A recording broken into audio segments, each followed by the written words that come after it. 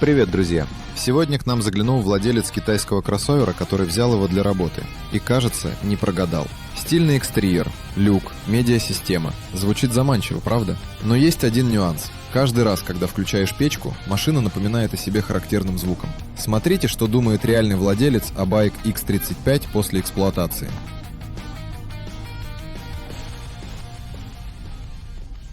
Расскажу о своем Bike X35. Я искал себе автомобиль под рабочие нужды подешевле и поинтереснее. Осенью нашел и приобрел такую рабочую лошадку. Комплектация с вариатором и турбомотором на 136 лошадок.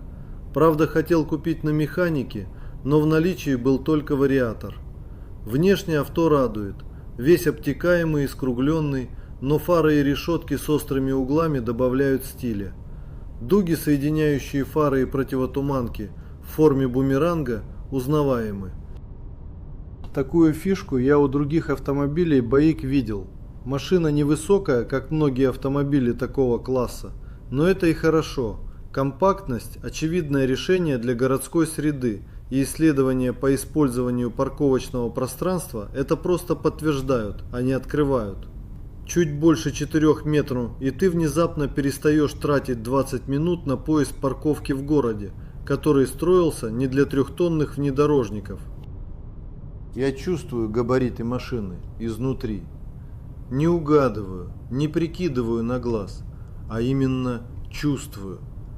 И это, очевидно, работает лучше, чем любая парковочная камера на раздутом кроссовере. Плохая обзорность. По данным исследований дорожной безопасности, один из ключевых факторов аварийности в городском потоке. И игнорировать это просто неразумно. Я знаю, что впишусь в поворот. Знаю, что проскочу в плотном трафике. Это ощущение контроля, которое на самом деле основано на реальных данных. На том, что машина не притворяется больше, чем она есть.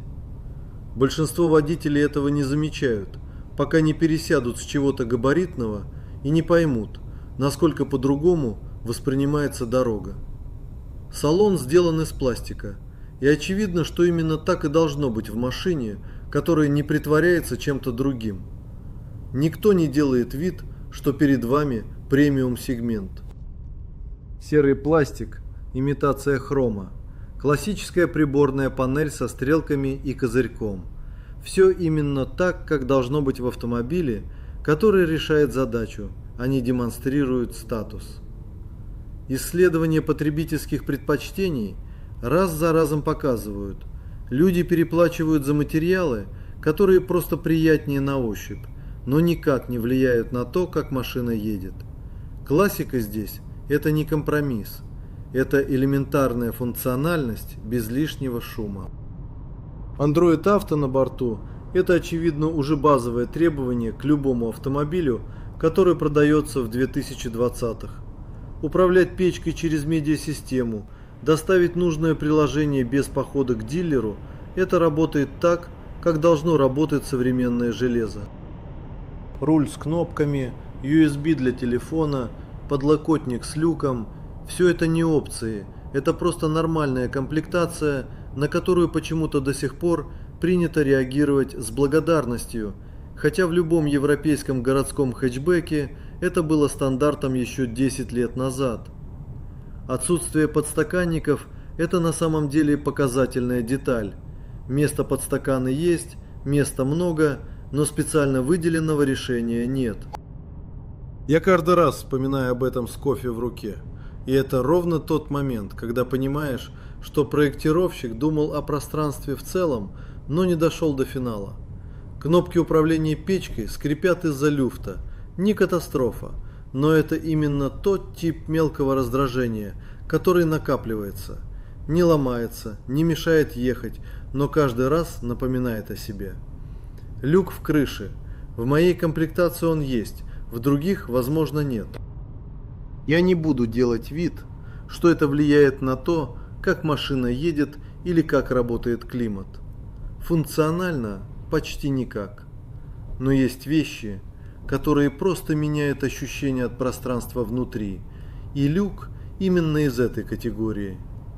Закрывается парой кнопок, не протекает, не гудит на скорости, элементарно работает так, как заявлено. Этого, в общем-то, достаточно. X35 компактный. И это на самом деле не просто цифра в паспорте, это ощущение, которое считывается сразу. 4 метра с небольшим – это ровно тот размер, при котором ты перестаешь думать о парковке, как о задаче. Не нужно рассчитывать траекторию, не нужно выходить и проверять, есть ли зазор. Машина просто помещается, тихо, без драмы. Обзорность такая, что габариты читаются изнутри, и это не ощущение удачи, а предсказуемый результат скромных размеров. Салон сделан из пластика, серого, местами под хром, без претензий. Приборная панель аналоговая, со стрелками и козырьком. Исследования по восприятию интерфейсов показывают, что аналоговые шкалы считываются быстрее цифровых в динамике. Так что это не дешевизна, это просто работающее решение. Интерьер не пытается казаться тем, чем не является. Все классически, все на месте, без излишеств, которые через 2 года начинают раздражать. По итогу машина оправдала ожидания. Это звучит скромно, но на самом деле именно это и есть единственно честный критерий оценки. Не восторг, не разочарование, соответствие. БАИК не обманул ни по габаритам, ни по оснащению, ни по ощущению от управления. Нареканий нет. И это очевидно не случайность, а следствие того, что ожидания были сформированы правильно, а машина им элементарно не противоречит. Загляни к нам на тест-драйв Байк X55. Там машина едет по дороге и сразу понятно, как она себя ведет в жизни. Потом посмотри еще один отзыв владельца с реальным опытом эксплуатации. А если хочешь изучить тему глубже, весь плейлист по X35 уже ждет тебя. Там десятки видео. Подпишись и жми на колокольчик, чтобы не пропустить свежие выпуски.